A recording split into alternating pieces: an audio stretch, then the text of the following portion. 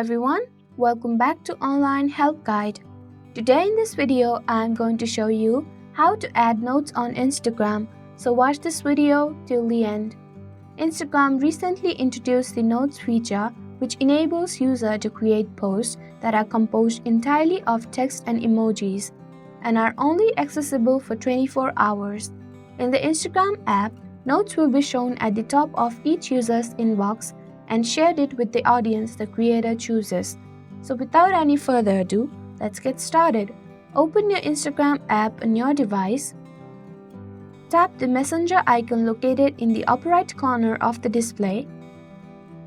On the chat page, tap on plus icon at the top left below search bar. Type what you want to share as notes. Tap on Share at the top right corner. There you go, the simple steps will show you how to add notes on Instagram.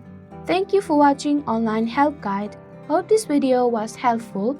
If it was, then hit the like button and comment down if you have any questions or feedback. Also, if you are new to our channel, subscribe and hit the bell icon on our channel so that you don't miss our upcoming videos.